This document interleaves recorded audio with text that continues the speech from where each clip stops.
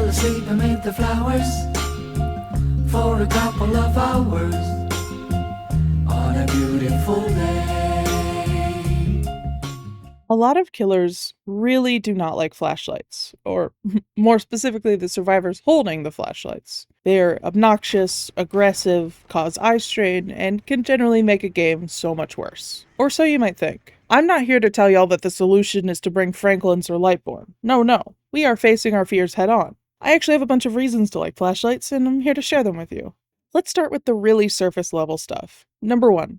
Passive gen slowdown. When survivors are following you around with a flashlight in hand, they are not on a generator. Your main goals as killer are to slow down the gens and kill the survivors. The most efficient thing for survivors to be doing is being on gens, but there are plenty of flashlight survivors that would rather tail behind a killer chasing someone to try to get a flashlight save. These survivors are not on gens, and thus you might have some passive gen slowdown. Number 2. Countered by walls. There's almost always a direction to face that would make the flashlight save near impossible. As an experienced killer main, I know that I should generally wait a second before picking up the survivor if I think that someone is nearby. While recording this footage, I was purposefully looking where I thought the survivor was in order to get footage of survivors using their flashlights. But generally, there are walls or hard-to-reach areas you can face while picking up in order to avoid the dreaded flashy save. Number 3. Not toolboxes or medkits. Let's be real, the strongest items in the game are toolboxes and medkits, by a wide margin. Toolboxes can tremendously increase the speed of gen repair, and medkits, especially with good add-ons, can give survivors multiple heals or an auto-heal with the syringe. If a survivor is bringing in a flashlight, they're not bringing in a toolbox or a medkit.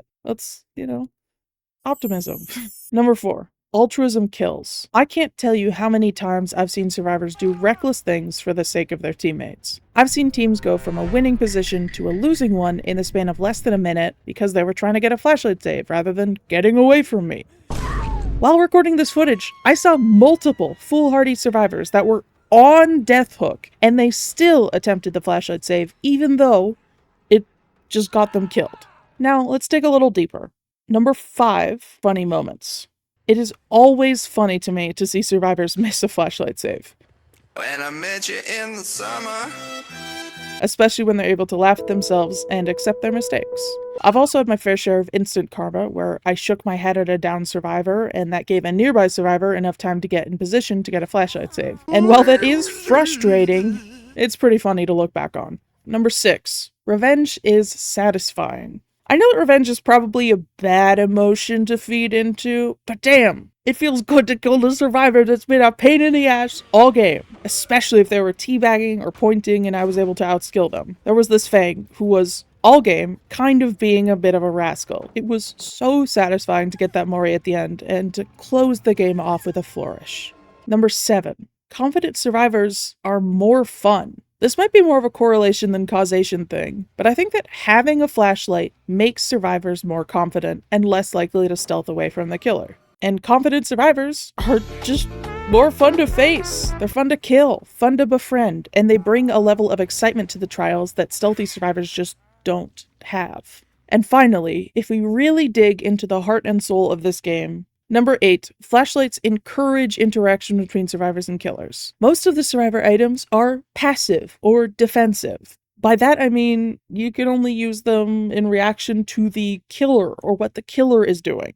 There is an exception with sabotage toolboxes, but we're not talking about sabotage toolboxes. We're talking about flashlights. Flashlights give survivors a way to attack the killer. It doesn't put them on even footing, but it encourages survivors to seek out the killer in order to get value. The most interesting parts of this game come from the interactions between killers and survivors. Most of the time, killers are the ones initiating these interactions. With flashlights, dynamics are able to be swapped around, and now we have survivors looking for the killer in order to attack them, or blind them, I guess. If we set our personal feelings about that aside, it does make the game more interesting. We need variety, we need different play styles, and survivor mains being able to play aggressively is a necessary part of the killer-survivor dynamic. Number 9?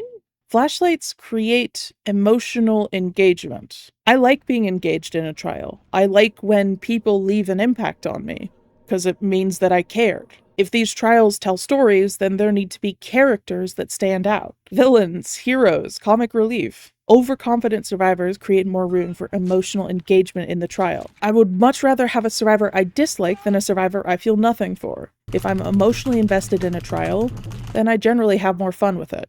Number 10, whatever. Flashlights make communication easier. It is unbelievably useful to have an ability to point at stuff when trying to communicate. I've had survivors lead me to their teammates who got stuck because of a bug. I've had survivors tell me to kill their teammates or show me a cool creature on the map. And so much more. They are also able to engage in silly goose behavior by shining the flashlight wildly and clicking.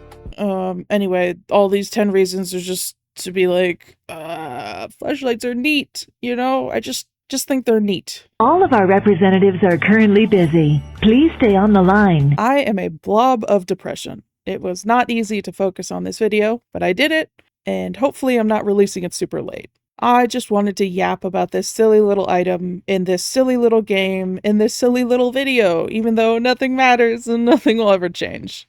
Oops, that's my bad, kind of falling into nihilism over here. Before that consumes my psyche, I'd like to thank my lovely Ko-Fi people for supporting the channel. Y'all are the reason I'm able to continue commissioning art for these videos. I would add some sort of reminder here that's like, remember to look at the good things and do stuff that you enjoy doing. But I'm sad and tired, so instead just try to not let the bad stuff consume your mind. I'm gonna go take another nap.